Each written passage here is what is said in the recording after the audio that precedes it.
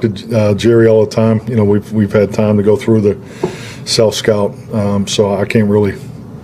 I didn't see the comments specifically, so but I don't think we have bad concepts in that place. But I'll go back and check. We're not where we want to be. I mean, that's clearly, and that ultimately is my responsibility, and I'm fully aware of that. But you know, we are very diligent. Man, I very seldom feel bad for people who have jobs that everyone else in the world would dream of having and make lots of money. But I actually felt bad for Mike McCarthy in that moment where he's got to explain, because the person who was criticizing him is his boss, is the one who pays his salary and all that. So he can't say what he really wants to say. So he has to say, well, I don't think I'm calling bad plays. I don't think we're designing a bad offense. I guess I'll go back and look. Pretty uncomfortable moment there, Dan. What is your big picture take? I've never heard a front office member talk about an employed coach that way. An owner, a general manager, talk about a coach that is still an employee in that capacity. To undermine, to undercut, to belittle that head coach who you hired, who's won a Super Bowl, you undermine his football intelligence, his ability and his football acumen to design plays. I've never, in 20 plus years being around the league, heard that happen before. Can I say this really quick, though? Go. Does Jerry Jones understand that it's okay to have a positive environment for your coaching staff and your players? Like that's okay, Jerry Jones. It's okay for things to move in a positive direction when it comes to your organization. Because guess what? Players and coaches, they thrive a little bit better when those circumstances arise to them or are presented to them, I should say, Granny. This is a very confusing situation because Jerry Jones has stuck by a lot of coaches over the years, Jason Garrett and many others, at times when we speculated on whether or not they would get fired. They haven't done any high-level winning in a very long time, so it's not like this is new either. So you say to yourself, what is it that's new? What is different? Why is it that he's saying these things now when he generally hasn't? It's his expectations, right? He is genuinely surprised that what we all saw coming is what's actually happening. 100% accurate. And that's why in the offseason it was said, this team is set up to fail. Because the owner and the general manager expects a Super Bowl run. The talent doesn't supply that or support that. The talent is not a Super Bowl run talent.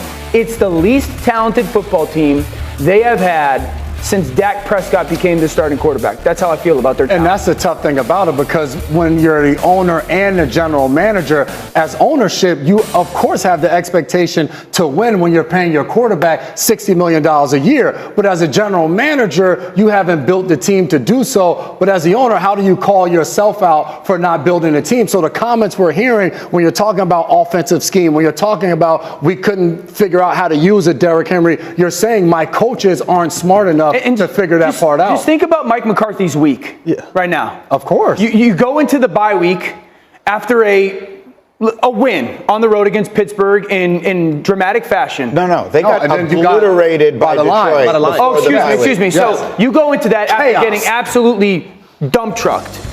Your Hall of Fame quarterback has said your routes aren't good on the perimeter, and then the owner and general manager say that you don't design good plays for the offense. How are you supposed to feel good about winning a football game? Okay, yes, correct. I want to change the question. We've talked about this now for 2 or 3 days since Jerry said it. We all agree. Of course he shouldn't have said it. Of course it's making Mike McCarthy's job harder. Of course it creates the environment that we're all discussing here. Jerry Jones, Greeny, a couple weeks ago coming on saying there's no offense that sets their quarterback up for failure more than Dallas does. We watched the tape where they would put CD out by himself and say, go run a stop route. So listen, Jerry Jones is right that there are some pass concepts that aren't good. And Troy Aikman's right that the receivers don't launch off the football or run crisp routes. Both of those things are very true. Also, I can design a great run game.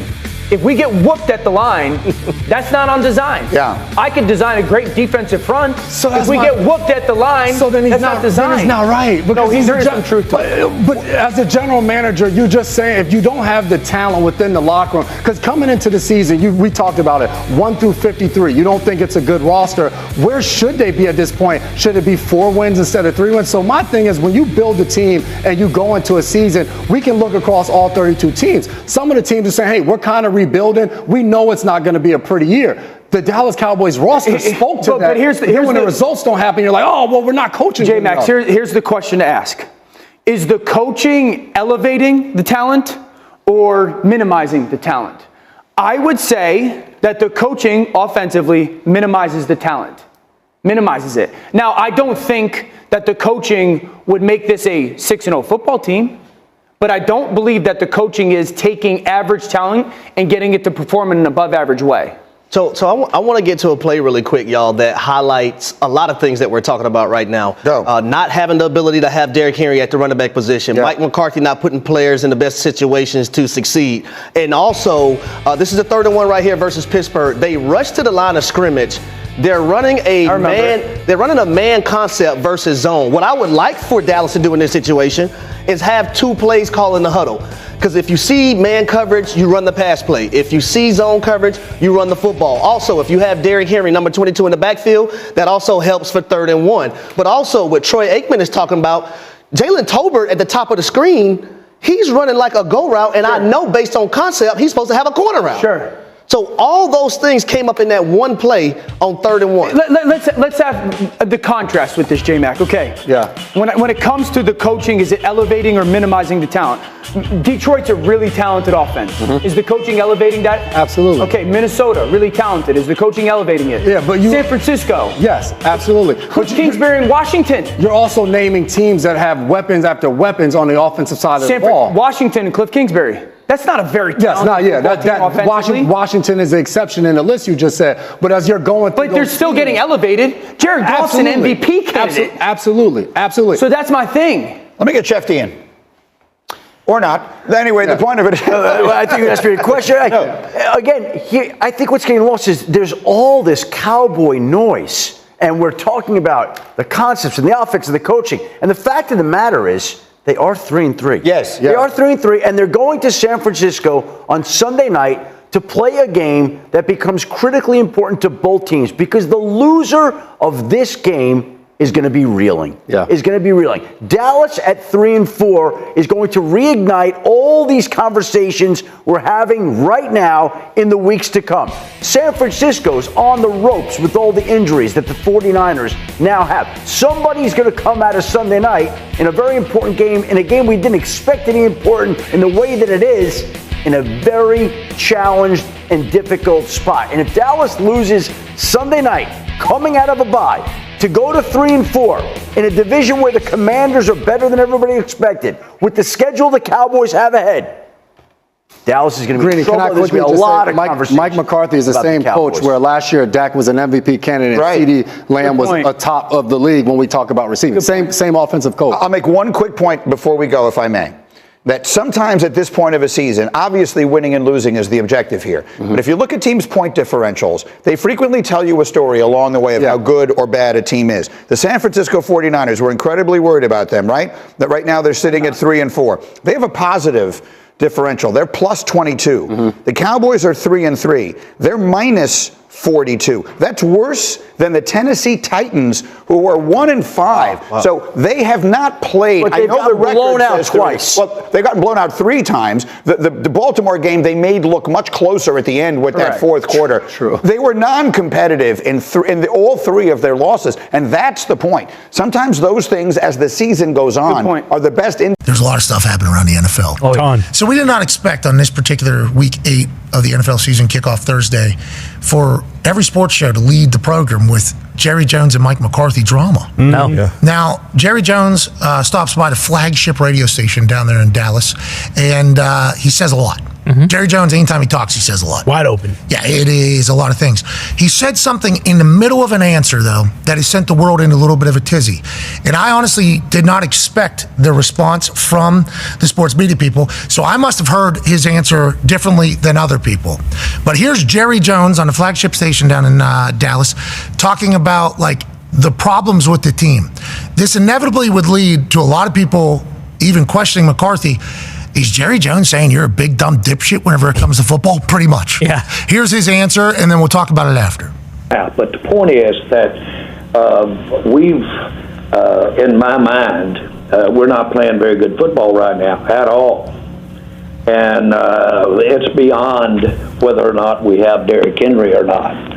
Derrick Henry is having a career year. I don't know if he'd be having that career year in our situation. And that's really something you really do have to look at, because if he had not had as many carries as our running backs have had, then he certainly probably wouldn't have attained the level of impact he's having. And then he's a real good complement to the type of offense they run. We don't run that type of offense at all. You see? Our situation is more about, frankly, it's more about holding your blocks. What? It's more about not making mistakes. What? It's more about, in my mind, the receivers running through a tough man-to-man coverage and running on through it. Okay. And, if you will, get away from that. The types of things that we all think we should be looking at is, well, we're designing bad plays, or we're designing bad concepts. You should think about that. The facts are that there's some of that, but there's also some of execution. There's some of the talent. I like our talent. I really do like our talent. I like our young talent. But young talent has a few more mistakes associated with it than if you are dealing with a veteran player. Although you've got to have young talent, as I've said. You see. So in there, he says, like, you naturally think, well, it must be the plays, must be the scheme. And then he says there's some of that, but everything else he basically, before and after, was about the players not making plays. Yeah. We need one-on-one with wide receivers, do this, we need to do this. I didn't hear him taking a shot at McCarthy, other than him just cutting a promo about his Dallas Cowboys team and saying, like, you might think that, and sure, there's some of that. We all can agree that there's a bad player too. I didn't see or hear him burying Mike McCarthy there. Now, Mike McCarthy then was inevitably asked about it, and he said, I hear that, I gotta go check it out, whatever the case is. But I think that one little clip about him saying questioning strategies or designs and things like that, I don't think it was an actual shot. Personally, it sounded like he was firing at a lot of other people, but man, a lot of people heard that as a shot at McCarthy. Former coach, obviously in the NFL, your owner gives that answer, and Mike McCarthy is dealing with something vastly different than everywhere else in the NFL. We talked about it being a zoo yesterday, the only training facility in the NFL that offers up tours, being 3 feet away from Dak Prescott. It makes $10 million. That's right. Okay, it makes $10 million, an extra 80 grand per team into the salary cap because of these training facility tours. And in the grand scheme of things, obviously that helps. Sure. You know, that certainly Big helps. time. Yeah. The players around the NFL, 80 grand, that's a good number. It is. It's a good number. A lot of money. If you're just walking down the street and somebody said, hey, here's 80 grand, holy shit. Serious? But the salary cap getting bumped 80 grand, I don't 100 some A little million. more than that. I don't know how to, but anyways, it is helping. Did you hear that as a shot at McCarthy? And if you're Mike McCarthy, how do you kind of handle all of that shit, Coach? I think he handled it beautifully because he's going to get asked, right? So if it's out there, I don't think it was. I think Jerry just rambling like he can ramble and talk about things, and he starts to go down one road and then he catches himself, then he goes down another one. It's, could it be scheme? Could it be players, young players, mistakes, this, that, and the other?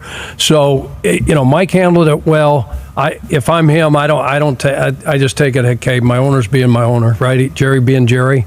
And you move on. There's so much going on. There's so much distraction. To your point, I mean, they're sitting there 3-3. They're coming off a bye. They need a win in the worst way. They're going, by the way, to San Francisco, right? To play the 49ers, who just got their asses beat, right? And they need a damn win. So there's a lot going on, and it's the last thing that Mike wants to do is have to answer anything like that. So, and I think Jerry, he goes on that show, I think twice a week is what I heard. He goes on there twice a week. That's basically the only time you really hear Jerry, other than those post-game press conferences where the microphones are down his on throat. his mouth. Yeah. On his mouth. That's old school there. Oh, yeah. That's old school, and walk in and then Don't want to misquote him. They should tell him that, hey, technology is a little better.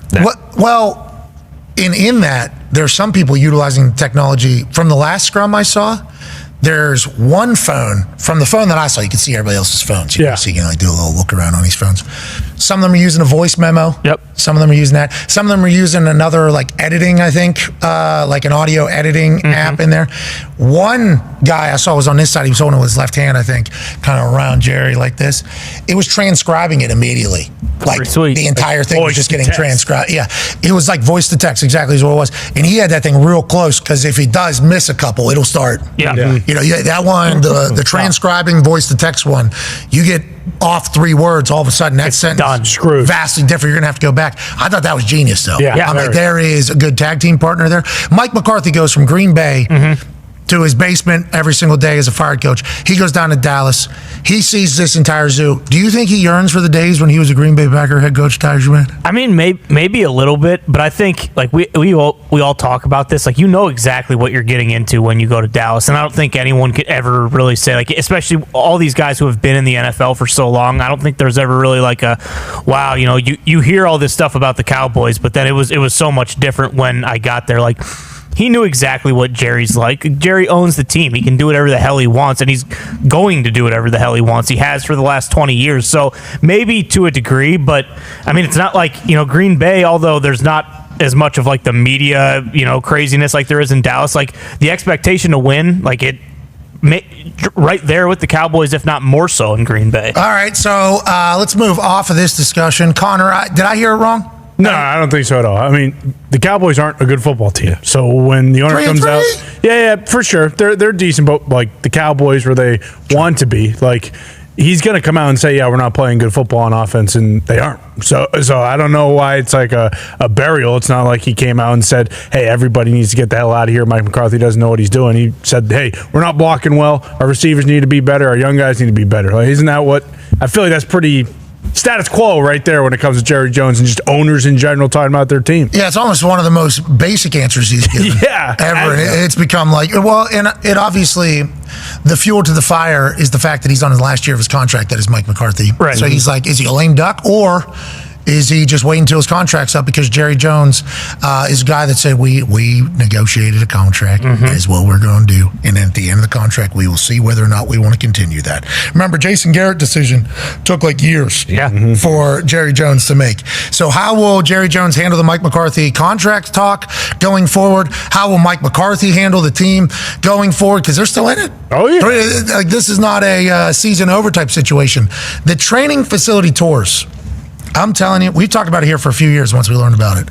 And I'm happy that Kalen, writer for ESPN, Kalen Kaler, wrote about it and got responses from guys that have been willing to say, like, it's a zoo. It blew. It is. You have to get certain people in there. If you have those people, I think you're going to do great if you're going to run the business that way. That's like everybody being aligned. Everybody talks about everybody being aligned, and normally that's like owner, GM, coach have to be aligned. But in that particular outfit, it's the owner is this way. This is what we are doing.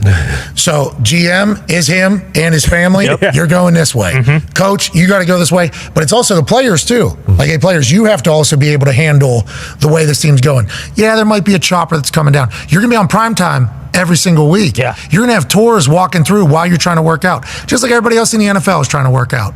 Just like everybody else in the NFL is trying to do their practice in meetings and everything like that. You're going to have to deal with, like, walking through fans. It's a meet and greet in the middle of the day. You have to deal with, nobody else does, but you have to. That means you got to get all the right people in your building to ever have success. Hopefully they'll be able to do